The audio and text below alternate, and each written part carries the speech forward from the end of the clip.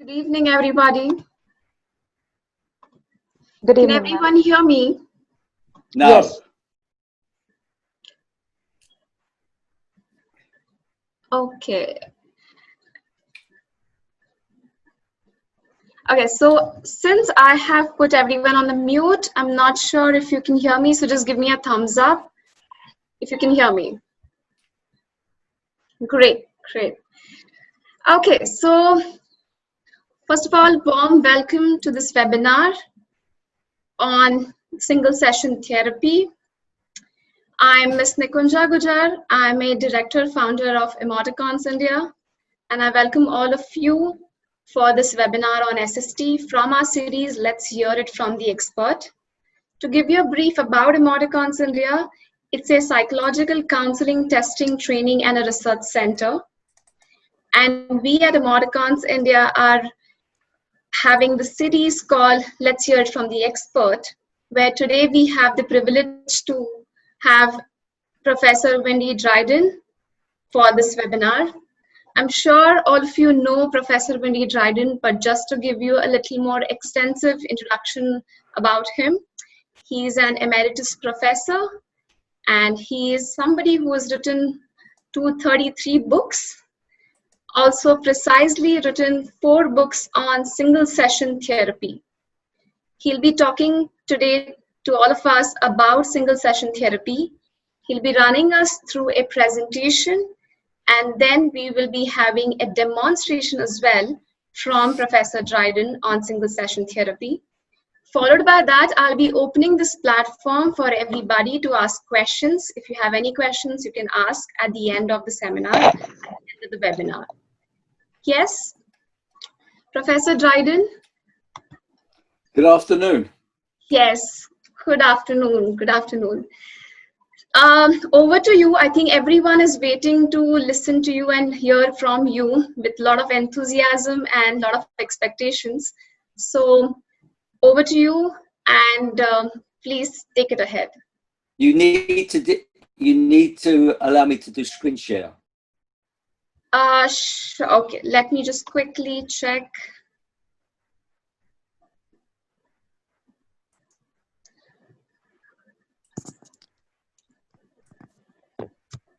Right. So I have made you a host, so you can screen share as well. Perfect. Okay. Okay. Let me just get this show on the road.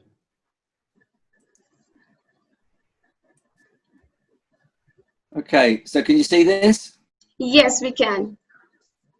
Right.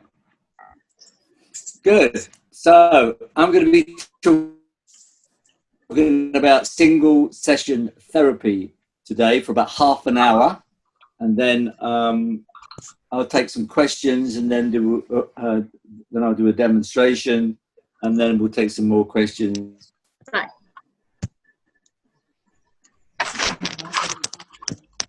Questions about the demonstration and other.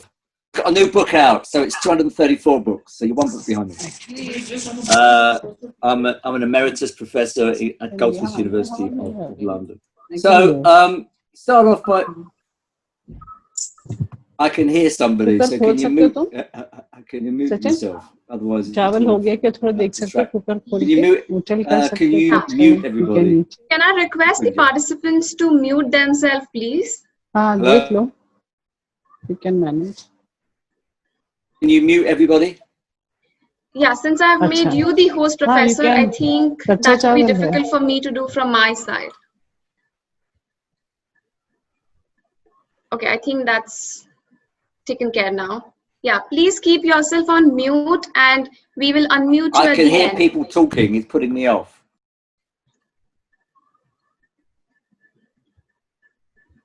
Okay, all right? Yes. Good. So, okay, so I'm going to be talking about single session therapy today. Can you hear me? Can you put your thumbs up if you can hear me? Yes, Professor. You can hear me and see me. Good. Okay, good. So, single session therapy is intentional.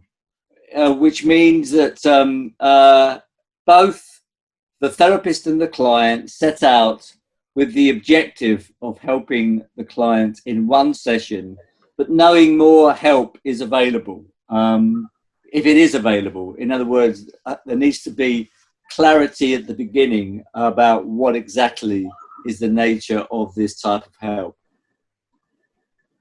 So it's not good practice, therefore, for a client to come to therapy and be informed at the very outset that they are going to be only having one session, because that would violate the principle of intentionality. It would also violate the principle of informed consent. So I do want to stress that there is a shared understanding that people are going to move forward with the intention of helping the client in one session, knowing that more help is available.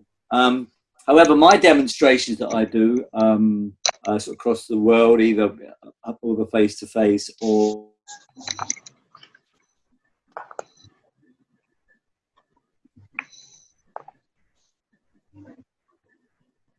line, are examples of who has volunteered, but I do know that I won't be seeing them again, and hopefully that they will know that as well. So people often say, well, can you tell me about your approach, the approach called single session therapy?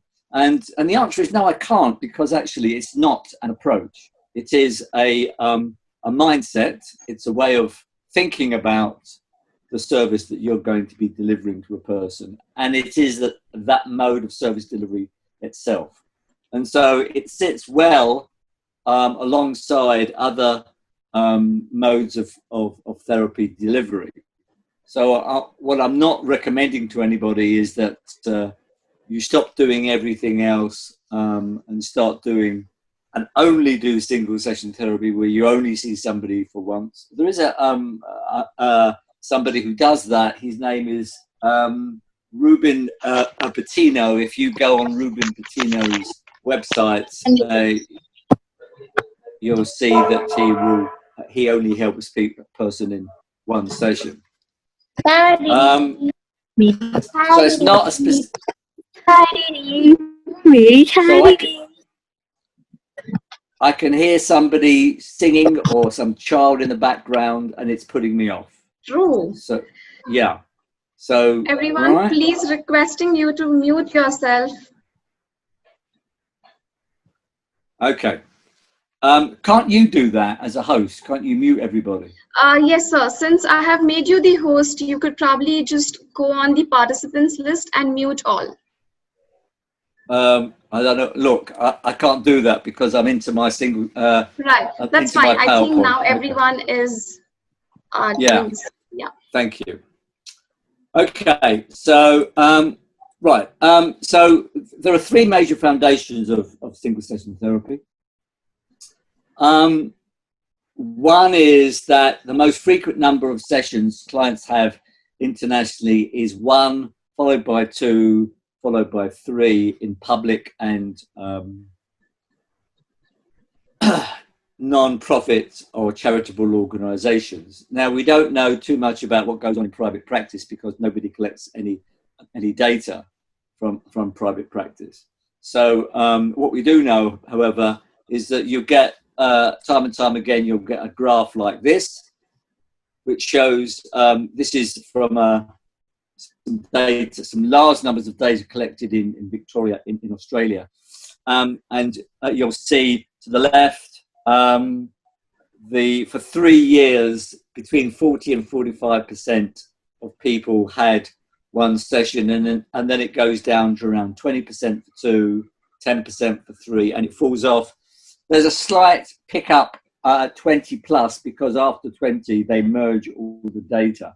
So you would imagine that there would be a slight kind of pickup there. So so you could argue, and I think there are people in single session therapy community who do argue that single session therapy reflects how clients behave.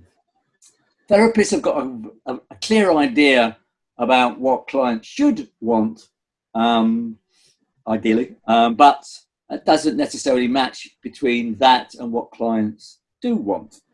And so certainly in Britain, there's a lot of interest in helping form what's called relational depth. And that is the idea that you've got a very deep relationship between the therapist and the client. Now,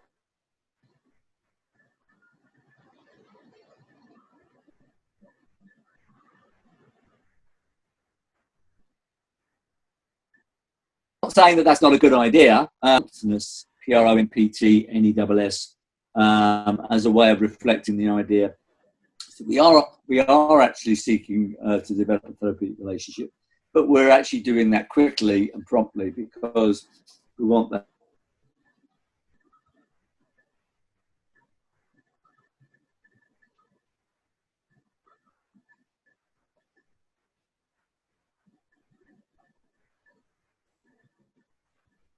The client promptly. And so in Britain at the moment, I'm involved in the first pilot of single session therapy in something called IAPT. IAPT stands for Improving Access to the Psychological Therapies. It's done within the NHS. That will go on for 6 months, but the early findings are that people, 50% of those who have a single session do not require any more and do not seem to want that.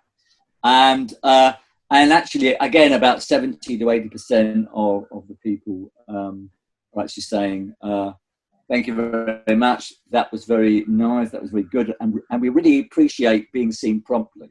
That comes up time and time again by people. Thanks for seeing me so promptly, because normally, in these agencies, people have to wait a long time. Now, the third point I want to kind of stress is that we're not good as therapists at predicting who's going to attend for one session and who's going to attend for more. And that idea has got enormous implications for how we organise our services and the time that we give to trying to figure out what does this person what is this person going to benefit from the most. And we tend to do that from just the professional perspective, even though time and time again service users say, look, bring us into the discussion. Don't make decisions on our behalf. Allow us to make decisions on our behalf. And I'll come back to that a little bit later on. Yeah. So those are the three major foundations of single session therapy. There are a number of principles. I'm going to highlight some of the main ones that I want to tell you about today. The first one is that a brief encounter between two people can be therapeutic. You've probably had experience of meeting somebody either in therapy or outside therapy, and as a result of that encounter, you've gone away, and it's been a therapeutic encounter. It's been helpful for you in some way. Some of these encounters you can actually remember years later, and maybe an act of kindness, for somebody giving you some sort of advice that you hadn't thought about before, somebody giving you kind of a really listening ear and listening to you, kind of things like that can be very therapeutic. And if that wasn't the case, again, we wouldn't have single session therapy, because if people were only helped by having long-term encounters between themselves and other people, then we wouldn't have single session therapy. Therapy length is expandable. Now, aside from the fact that a lot of people come once and don't come again, there are also some evidence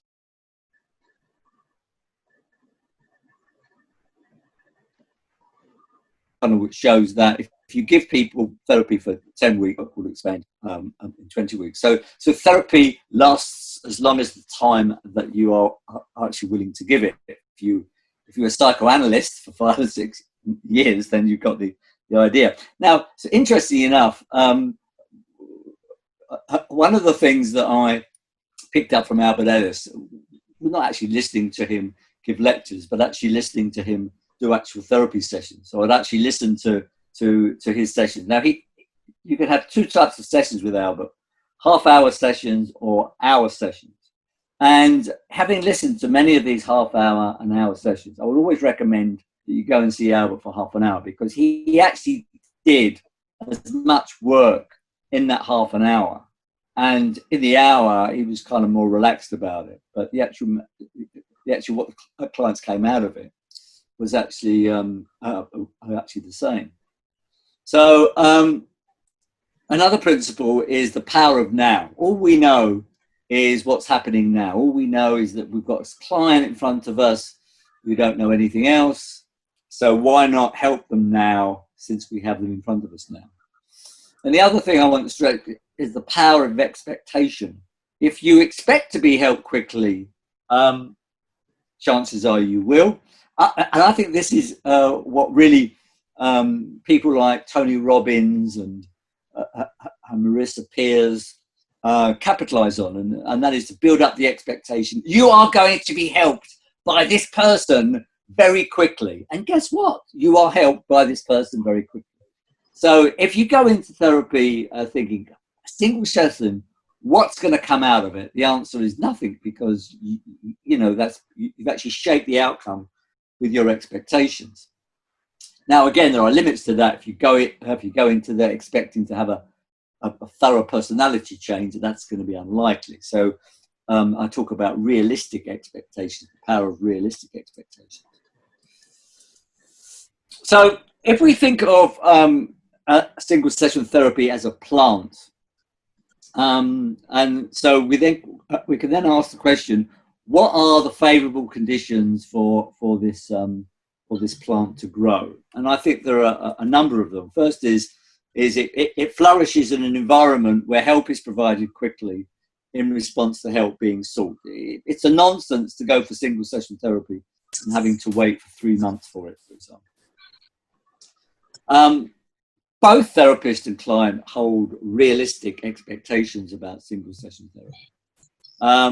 So if only one does and the other one, doesn't, for example, if you're a therapist and you kind of have to do single session therapy because you've been sort of forced into it in your work, you kind of privately believe that nothing is going to happen in one session, then guess what? Nothing's going to happen in one session. However, if you're a client who's got the same thing, and so we do have to address how to actually prepare clients for this work, but how we disseminate information, how we advertise the services that we offer them.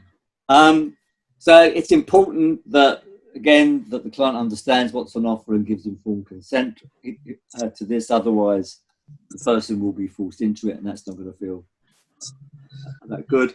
And if you're doing single session therapy by appointment, because there's two ways of doing it. One is by walk-in services, and I'll talk about that a little bit later.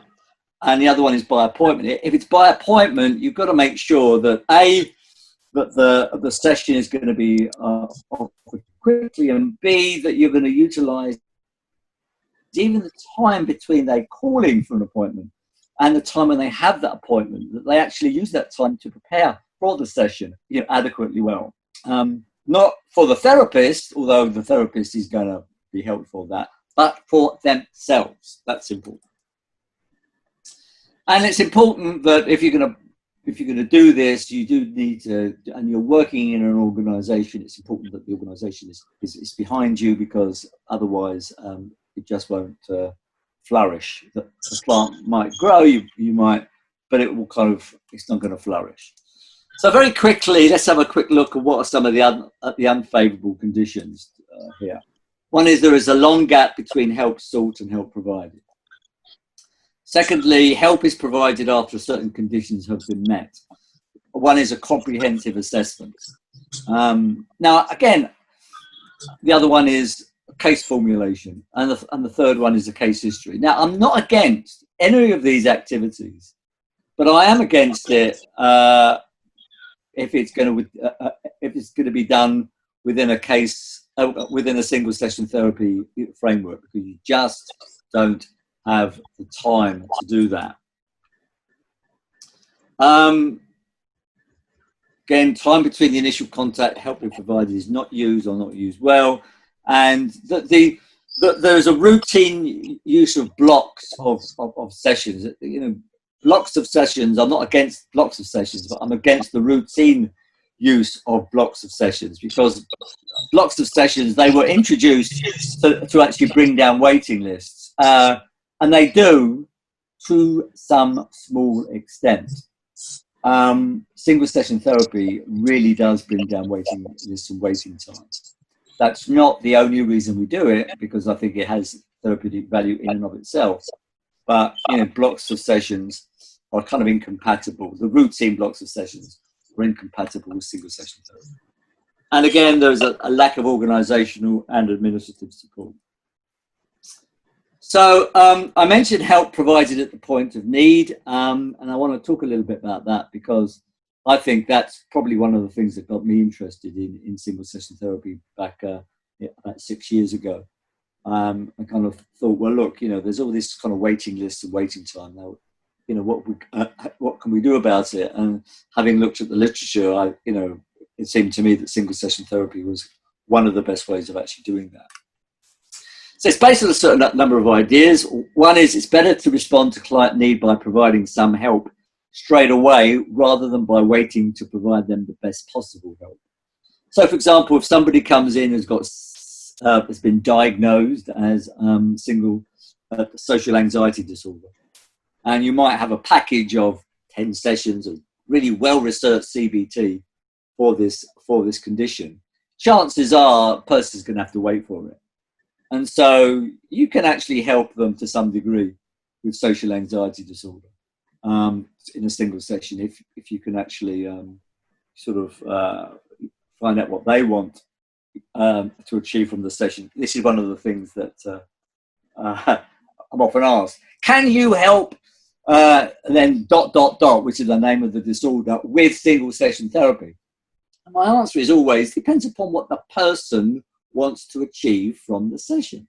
So I'm much more interested, can we help a person rather than can we help, you know, a person with a disorder? Because many people will have social anxiety disorder, and, you know, some of them won't want single session therapy, some will, and will want help related to their social anxiety disorder, and some of them will want help in ways that are not related to their social anxiety disorder. So, you know, don't be clouded by this sort of, you know, labels that we put on people. It's sort of kind of, you know, more what does the person want? So just to go back a little bit, if I may, the idea here is that you can give people a choice. That's the other thing. You can say, well, look, you know, you have a choice. We have this sort of very extensive package or protocol or way of actually dealing with it, but you're going to have to wait about 12 weeks for it, or we can help you, give you some actually help straight away. What would you like us to do? Would you like to wait, or would you like to kind of, you know, take advantage of help now?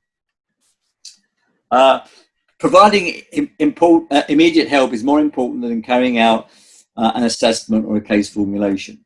This kind of gives some CBT therapists the creeps, particularly those who've been trained recently and who've been trained in the idea not to actually offer treatment without a case formulation. Now, you know, kind of being an old timer, I wasn't trained like that. Albert Ellis, you know, I didn't practice like that. You didn't find Albert Ellis doing a case formulation. How did you find it? Albert Ellis went right to offering help in moment one. Therapy can be initiated in the absence of a case history.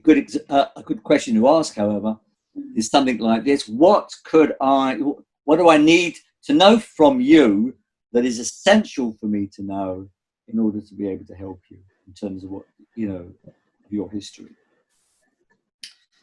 People have the resources to make use of help provided at the point of need. Again, it's a very important assumption that we make. If we didn't believe that, then again, we wouldn't be having single session therapy, because, you know, we are looking to help people to search for resources that they have, to utilize it in ways that they haven't thought of as one major way of helping them during the session.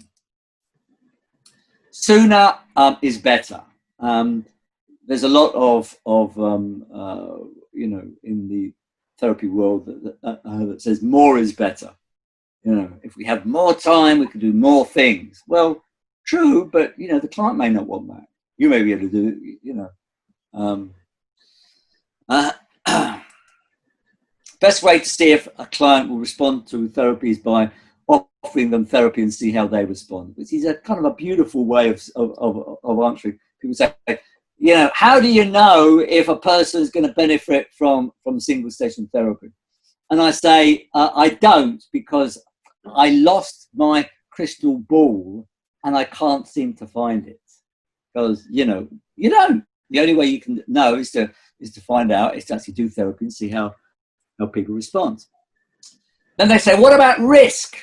You know, and I said, well, okay, what about risk? If you think that the person is at risk, that you manage it in the same way as you'd manage it in any other form of therapy. You know, it's the idea. We don't just say, oh, you're feeling suicidal. Okay, well, forget about that. What do you want to achieve by the end of the session? That would be ridiculous. So you know, you deal with risk in the same way. And again, as I point out, therapy length is determined by the therapist, by the client, not the therapist. We offer, you know, we say 8 sessions in a block, this thing 12, and this one, you know, or time. We offer all those things. And that's fine, we could do that, but the client is going to determine what therapy length best suits them. And finally, when a person does not return for another session, this may well indicate that the person is satisfied, as I kind of pointed out to you before. There's about 70 to 80% satisfaction level with single session work. But don't forget that means there's 20 to 30%. We do need to take that seriously. Find out what is it about what we're offering people that, you know, they're not resonating with and actually learning from their experience. So there are a number of goals of single session therapy. I've divided 2 types of goals. One is outcome goals and one is process goals. Now, what kind of things are we trying to help people to do? Now, I'm not suggesting that all these goals apply to everybody. Some will apply for some will apply to others. There might be 3 that are appropriate to one. But anyway, let's have a look. Some of these might surprise you. First thing is, you know, for the client to feel heard and understood. That's a very powerful sort of general therapeutic factor. For some people, that is sufficient. Not for everybody, of course, but for some people, that's sufficient. And some people do, you know, we want to have them to unburden themselves because they've been holding things, you know, in their minds and in their hearts for a long time. So having them, you know, not just feeling heard and understood, but to gain a sense of emotional relief as a result of being able to talk about their concerns. And to help them to leave with a sense of hope. Jerome Frank said that people come to therapy because they are demoralized. So we want to actually help them to actually leave with a sense of hope. People say, how do you give people a sense of hope? You don't give people a sense of hope. It's not a gift. Here's a sense of hope. There you go. You help them through the session. And as a result of that, they go away with a sense of hope. And that's what we're aiming for, to help people to kind of go away thinking, you know, that's been helpful and I could actually kind of put into practice what I've learned here. Helping somebody to get unstuck is a very common goal. Helping people to take a few steps forward so that they may be able to travel the rest of the journey on their own without professional assistance. Having them solve a problem, an emotional problem, if you can help them to do that. Or at least have a sense that they've got the wherewithal to do that as a result. Help them make a decision.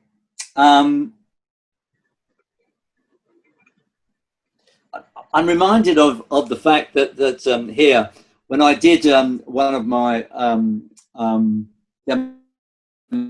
demonstrations in India, I was helping this this woman, and you know, she wanted to make, you know, a decision about where to have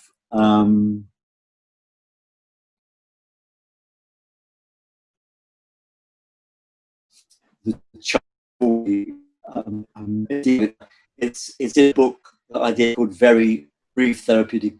I actually helped her to make a decision as a result of that session, which I think is a quite a valid way of using it, and to help people resolve a dilemma. Again, that is again part of the outcome goals of single session work. Process goals, which are what is the therapist trying to do in the session that they're aiming to do, and one is to help the person to address a specific concern and issue. If they have one, if they just want to talk, that's fine. Help them to see that they have the wherewithal to achieve, which involves asking them about their strengths, etc., etc. To help the client to use environmental resources, things in the environment that they can draw upon to help themselves. To help them to select a particular solution, which is informed by not only what the therapist brings to the table, but in terms of what the person tried before, and also what to do. Albert Ellis once said that he invented the most successful way of helping to give up, for people to give up smoking, sort of ever invented, and it's this: that every time you light a cigarette, you put the lit end into your mouth, and that would solve the problem. However, very few people would do that. So you might have a solution, but if no one's going to utilize it, the question is, what is not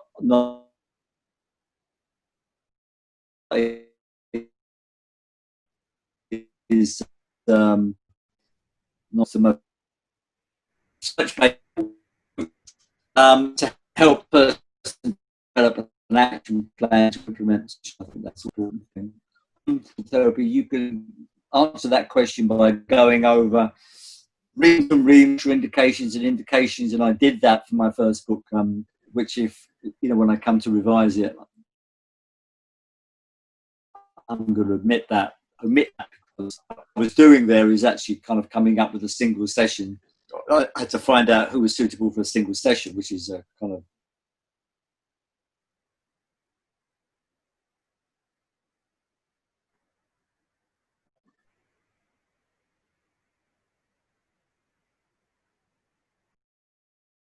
ridiculous. But it does, the more people will walk in, because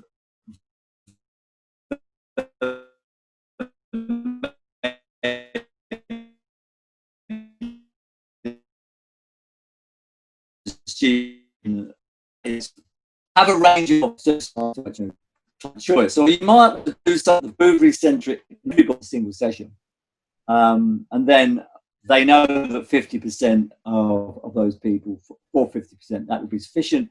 The rest of the 50, they may need another single session. They may need more ongoing help. They may need specialist help. But they're utilising the service and their resources very, very well under those circumstances because their no-shows go down tremendously.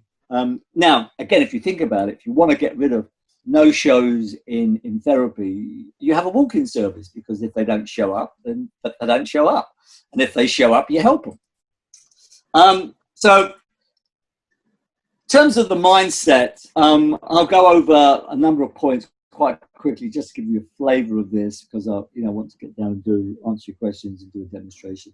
One is to celebrate the power of now and to create a realistic expectation. As I said before, in that concept, focus on what the client wants. It's client-centered. Engage the client quickly through the work. Show them that you're keen to help them as quickly as possible. Focus the work on what they want. Find out what they want to achieve by the end of the goal, by the end of the session. Help them to see that you can actually understand them. And this idea that you need 4 or 5 sessions to develop a relationship with somebody. For some people, yes. I mean, there's no doubt about that. For some people, yes. For everybody, no. And I actually think most people can kind of form a good alliance with a therapist at the outset. And so the question is, Do we want to develop our services for most people, or do we want to develop our services for a minority of people? It's our choice there. Ask the client how you may best help them, you know, so that they can orient you to the kind of help that they want you to offer them. As I said before, develop an end of session goal. What would you like to achieve by the end of the session that will give you a sense that coming here was actually worthwhile for you? Agree a focus and then help the client to keep on track. Pace it well. You've got a lot of time. People say, how long is a session? And I say, mine are up to 50 minutes. Right? And often I don't need the 50 minutes. Clarity in terms of purpose, clarity of communication, clarity in terms of what concepts are being talked about. And if you can work with it where engaging the client's emotions so that they are involved in the session without them being overwhelmed with affect, I think that's the best way. Identify and utilize their strengths. That's important. And the resources in the environment. How have they tried to deal with the problem before? If they have a problem, and have they tried to deal with it? What's been the outcome of that particular problem? And then help them to negotiate a solution. I see a solution as being halfway between a problem and a goal which relates to the problem. If you can help them to rehearse the solution, so much the better. Help them to take away one thing which is going to be meaningful for them. Help them to develop an action plan. Have them summarize at the end of the session. Now, I do this a lot. I also do this periodically during the session because I think that's a way to kind of refocus things. It's a way for people to kind of stop and think about what they have incorporated. So, yes, you could do that for the client, but that would be a mistake in my view. Invite them at the end of the session to engage in a process which I call reflect, digest, act, wait and decide. If they, rather than make another sort of appointment, you might say, well, why don't you go away, reflect on the work we've done, really think about it, digest it, act, wait, decide, and then if you want to make another appointment, come back at that point, rather than mindlessly making another sort of appointment. Now, again, for some people, it is important for them to feel that they know that there's another session in the book. So that's not incompatible with single session therapy. Ongoing counselling is not incompatible with single session therapy. You don't have to choose. As long as you've got the services running side by side and the good relationships between personnel. And incidentally, it's important for single session therapists to do ongoing work and for ongoing therapists to do single session work. Don't get stuck in any particular kind of rut. Tie up lens and clarify the next steps and then arrange a follow-up. Because I think it's important for you to find out what happened to the client and also find out what's been helpful to the client, what hasn't been helpful. So anyway, some people have asked about what's the difference between single session therapy and psychological first aid. Well, psychological first aid is this, as far as I can see. It's where you provide practical care and support which does not intrude on the person. You assess their needs and concerns. So you help people to address their basic needs, food, for example, water, information, accommodation sometimes. You listen to people, but you don't even pressurize them to talk. You comfort them and help them to feel calm. And you help people to connect to information services and social supports. And you protect people from further harm. So I think there's certain elements that are in common, but I think there's a hell of a lot of difference between psychological first aid and single session therapy. That was one of the questions that was asked. Now, if you're interested in training, of course, I do run a primary certificate in single session therapy in India. The first one we ran in January, which was face-to-face. And then, of course, all hell broke loose. So the next one is probably going to be online.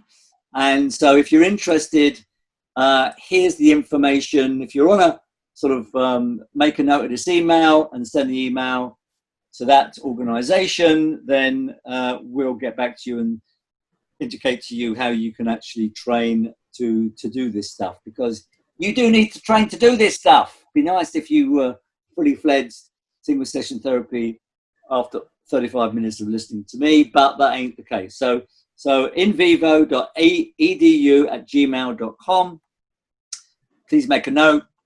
Please send emails. And my latest book is this, number 234. She missed it. 234, the single session counselling primer, principles and practice. So, ladies and gentlemen, that is my the end of my practice, and so my presentation. So let's take some questions. That was very precise, and that was, I think, the presentation which addressed all the questions that I had in my list to ask you, Professor. The only question that comes to my mind still is there a cultural difference that might a therapist have to consider in order to run a single session therapy? Well, again, I believe that there are certain, in places in the world, certain tribes that they're not going to start opening up to you unless they know you for about 8 weeks or something. So probably for those people, that's not going to be, so one of the things that I do in my practice is I ask questions. Is there anything I need to know about your culture that might be useful? But don't forget, because people are deliberately coming for single session work, they're actually making their own. Sort of judgment about whether this is going to be helpful to them. As I say, you don't just turn up at a service and say, okay, you're now going to have a single session of psychotherapy to help you. And so now the question I think then becomes, is culture going to be a factor in terms of the type of help that you offer? And that's why I think it's a good thing to ask, what type of help would you find useful? Should I help it? Would you like me to be focused? Would you like me to just give you time to talk? What would be most helpful to you? And culture is one particular sort of indication. I don't think that's the only indication. You see, these things about culture, I think, are important, but there's a lot of individual differences in the culture. There's still a quite large number of people go for an arranged marriage in India, but there are also a large number who don't. So the culture has an impact, but not on everybody. Right. Okay. And also, what I would like to know is how this entire single session therapy can also work as a preventive measure, if it at all can. Well, again, yes.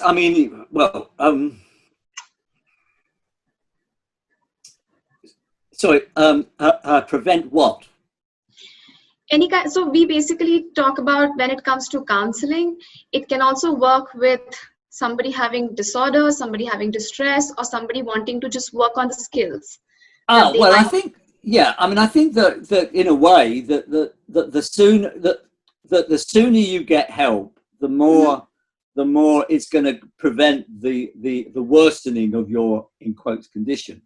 And so if you don't give people help promptly, then you're going to kind of A, make things worse for them, B, having to be in a situation where they do come to help, give them more help than you would have had to do if you actually helped them earlier. So yes, I think if you're able to talk about something early enough, it can prevent the kind of the worsening of something. So yeah, I would definitely say that that's the case. That's brilliant. That's brilliant. Okay, so while you presented the entire presentation, I think that was very compact enough, which had all the doubts and all the questions, as I said, got addressed.